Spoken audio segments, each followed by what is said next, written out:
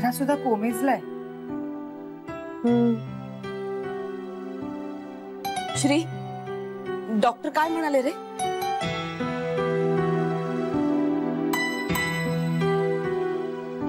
सगळं व्यवस्थित आहे. अरे पण मग तुम्ही दोघं इतके सिरियस का आहात?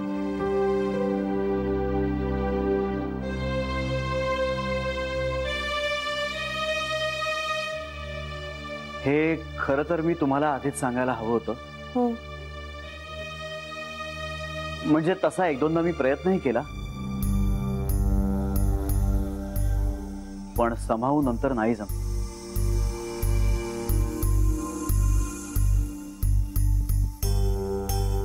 कारण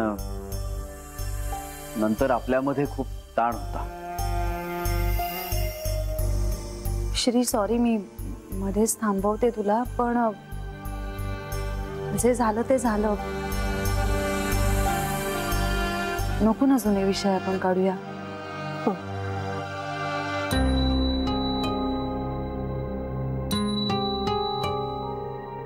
सगळ्यात आधी मी तुमच्या सगळ्यांची माफी मागते.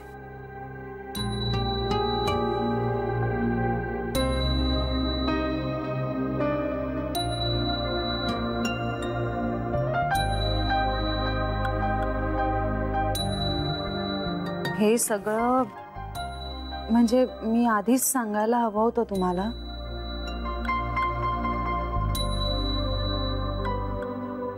पण मी नाही सांगू शकले. माझ्यासाठी माझी कारणं किती योग्य असली तरी मी तुमच्यापासून लपवायला नको होतं.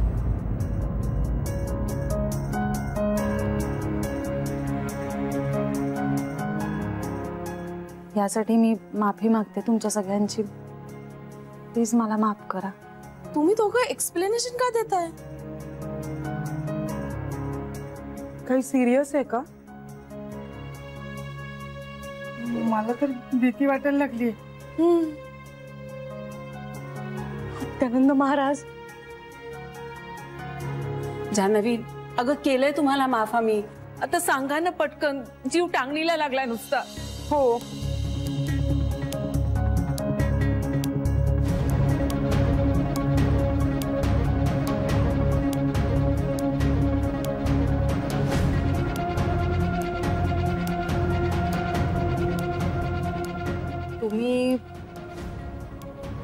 तुम्ही सगळ्या जणी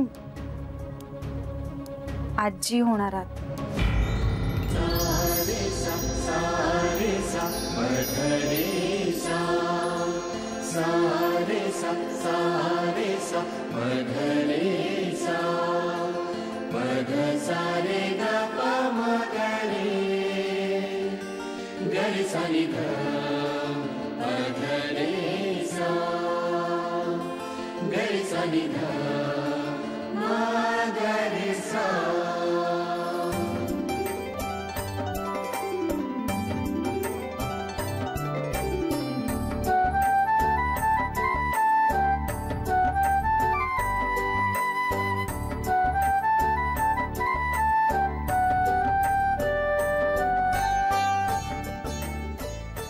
घरात नवा पाहुणा येणार आहे.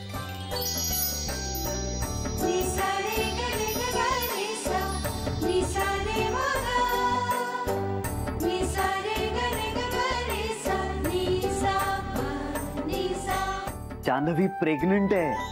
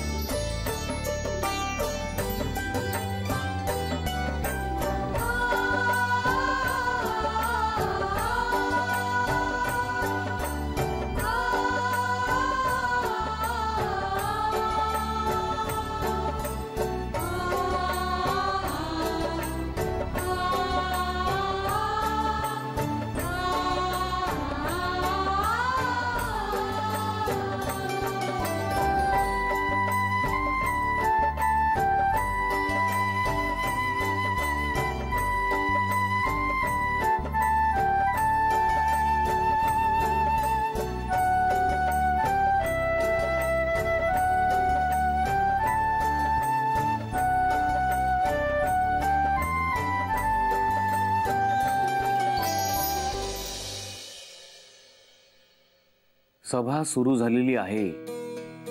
माहित आहे, म्हणूनच मी गेले नाहीये. बेबी पुन्हा काही राडा करणार नाही ना? नाही, नाही करणार ती तसं. मला उगाच टेन्शन येते. अरे आजी होण्याची बातमी मिळणार आहे तिला, ती कशाला काही करेल. मी बघून येऊ का कसं चाललंय सगळं? नको, होऊन जाऊ दे सगळं. रडारड होणार नक्कीच. ही तर होणारच. हेच आधी केलं असतं तर काय बिघडलं असतं? मी आधीच सांगितलं होतं, बाळासाठी त्यांनी जान्हवीला स्वीकारलं असतं, पण मनातले आकस तसेच राहिले असते. ते मला नको होतं. आता सगळं नातं कसं स्वच्छ पारदर्शी असेल.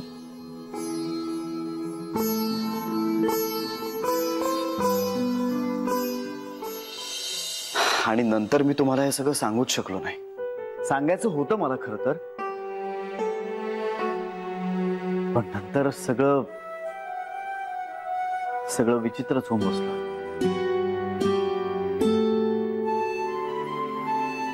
खरं तर मीच मूर्ख आहे, महामूर्ख आहे मी. किती चुकीचं वागले. इतकी आनंदाची गोष्ट होती आणि मी काय बडबडत बसले होते. शी, मला तर लाज वाटते स्वतःचीच. काय अर्थ होता त्या भांडणाला, त्या बोलण्याला.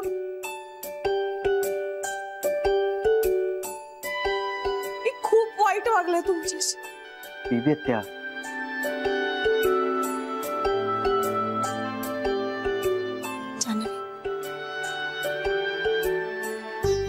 मला माफ करशील ना ग?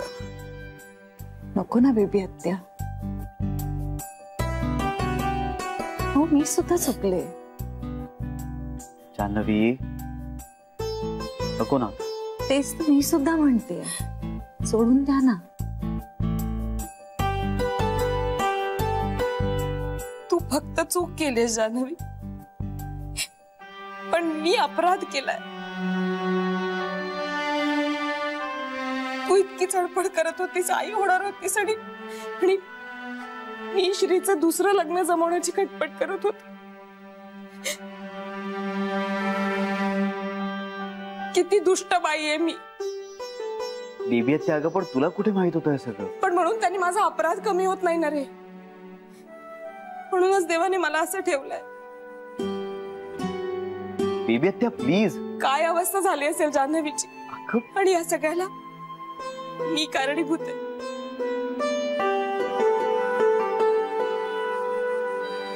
ज्या वेळेला तिची सासू म्हणून, तिची आई म्हणून, एक स्त्री म्हणून, घरातलं मोठं म्हणून तिच्या बरोबर असायला हवं होतं, त्यावेळेला आम्ही सगळे कचा भांडत होतो तिच्याशी. आता ते सगळं जाऊ दे बेबी आत्या. जाऊ दे कसं श्री? बरोबर बोलतेय बेबी. मला तर तिचं ते म्हणणंही पटतंय की म्हणूनच देवाने आमच्याशी असं केलंय. माझं तर लग्नही झालं नाही, देवाला मी त्या योग्यतेचीच वाटले नसेल. सरू मावशी, हो असं काही नाहीये. आणि लग्नाचं काय, ते तर आत्ताही होऊ शकेल तुमचं. तरीही या पापाला क्षमा नाहीये जान्हवी. देव आम्हाला माफ करणार नाही. एवढा मोठा आनंद बहाल केला देवाने आम्हाला, आम्हीच करंट निघालो ग. आम्हाला कळलं कसं नाही. आई म्हणत होत्या तसं श्रीने तुला या घरात आणलं होतं, तर त्याच्या मर्जीचा मान ठेवला असता तर आज हे गिल्ट वाटलं नसतं ग आम्हाला.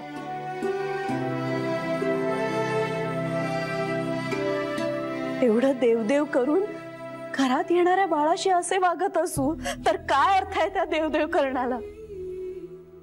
एवढासा जीव तो, आणि त्याच्या आईला म्हणजे इनडिरेक्टली त्या बाळालाच आमच्या मूर्खपणाचे चटके सोसावे लागले.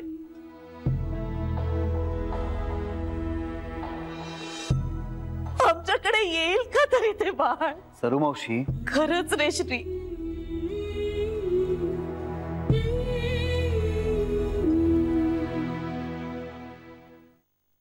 खरंय सरूच. ज्या गोष्टीची आम्ही आयुष्यभर वाट बघत होतो, नेमकी तीच गोष्ट जेव्हा देवानं दिली तेव्हा मात्र आम्ही तोंड वाकडी करून बसलो होतो. आई, एक आई म्हणून समजून नाही घेऊ शकले दुसऱ्या आईला. मी समजून घ्यायला हवं होतं. मला कळायला हवं होतं. तरी माझं मन मला सांगत होतं, इशारे करत होतं की जान्हवीची लक्षणं तिला दिवस गेल्याची आहेत. पण मी लक्ष नाही दिलं. नेमकं माझ्या लेकाचं बाळ तिच्या पोटात वाढत असताना अशी कशी वागले मी माझ्या सुनेची. माझ्या सासूनं माझ्या पोटात बाळ असताना स्वतःच्या मुलाला दूर करायला कमी केलं नाही. आणि मी माझ्या सुनेला तिच्या पोटातल्या बाळासहित दूर करायला निघाले होते.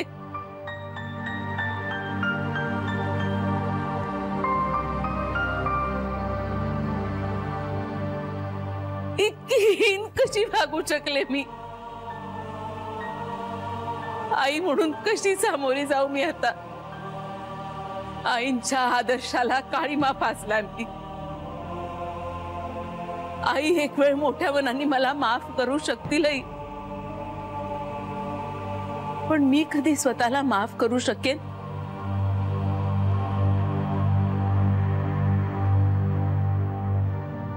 आई अहो असं काहीच नाहीये. जान्हवी, तुझ्या मनाचं मोठेपण आहे. तू तुझं वागणं बदललं नाहीस. आम्ही चुकीचे वागलो तुझ्याशी. अमृत नंतर या घरात येणार हे पहिलं मूल, आणि त्याचं स्वागत कसं केलं आम्ही? किती त्रास दिला जान्हवीला. या सगळ्याचा परिणाम बाळावर होतो. कुठल्या तोंडाने आजी म्हणून तर कुचित घेणार आहे?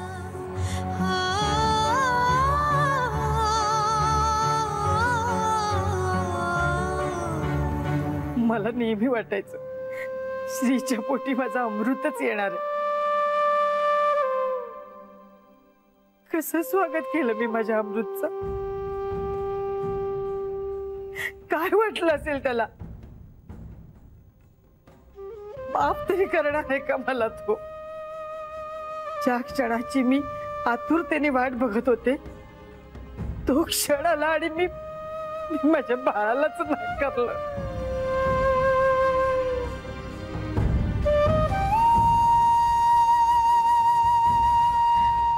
जान्हवी, खरंच सॉरी.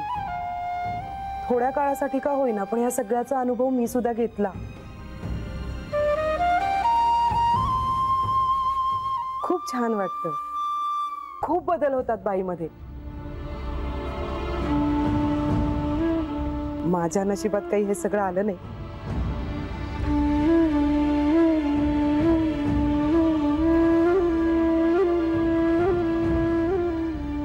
मी आपली एकटीच रात्र रात्र रडत बसायचे.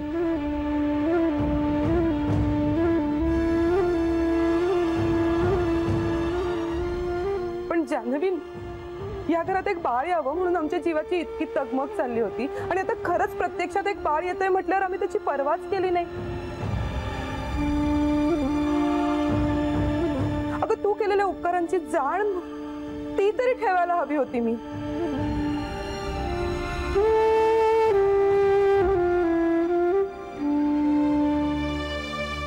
जान्हवी, बाकी सगळं विसरते ग मी, पण हे नाही विसरता का मला? जान्हवी, हे मी कधीच विसरणार नाही की मी तुझी काळजी घेतली नाही, मी तुला आधार दिला नाही. जान्हवी, खरंच चुकलंय आमचं.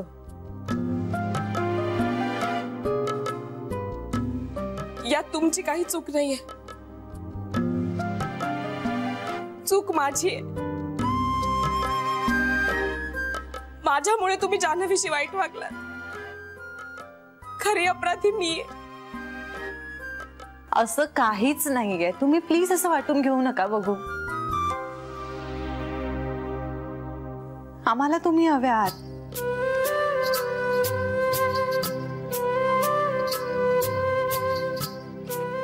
बाळाला,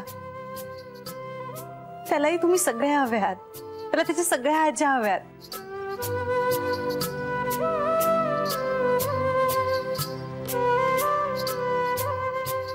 आणि माझं बाळ कुणावरच रागवलेलं नाहीये खरंच.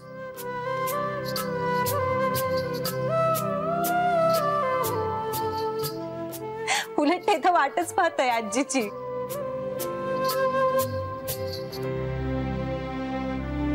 त्याच्या सगळ्या आज्यांकडून त्याला खूप लाड करून घ्यायचे.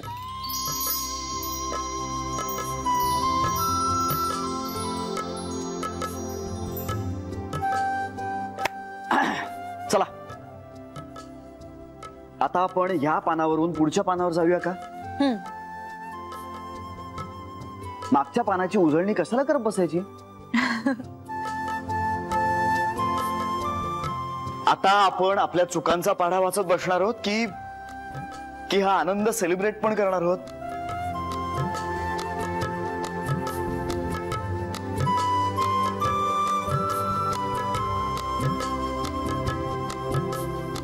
आई नाही बाळा, आता असं वागायचं नाही. काळजी घ्यायची.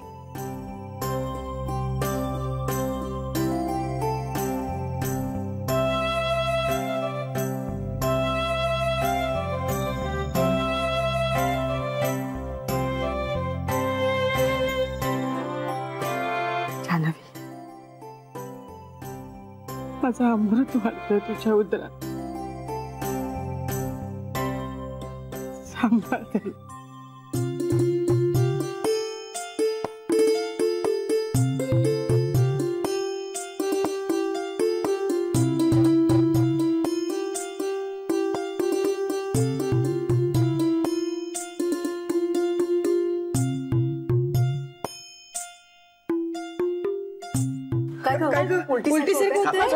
अगं मला माहिती आहे.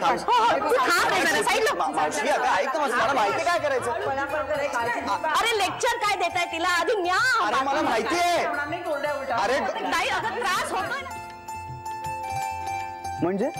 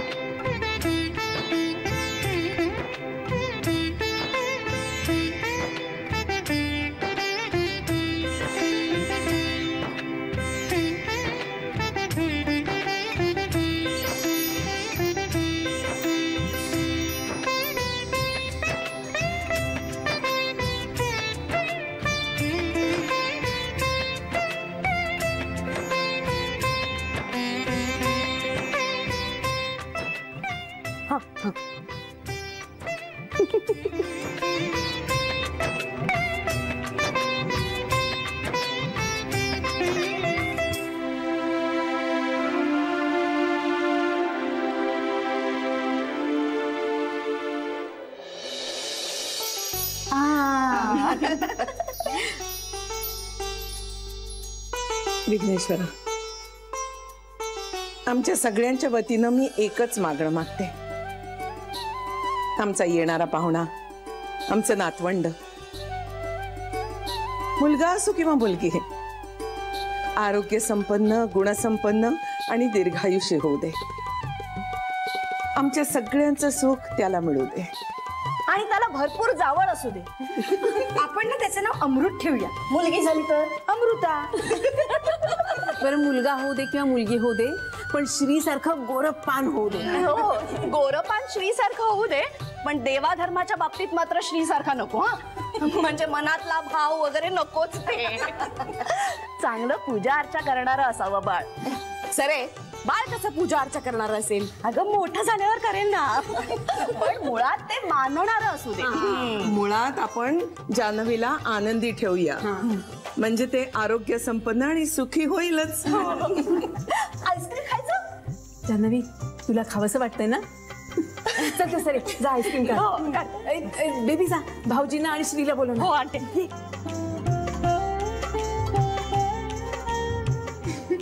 खुश. थँक्यू.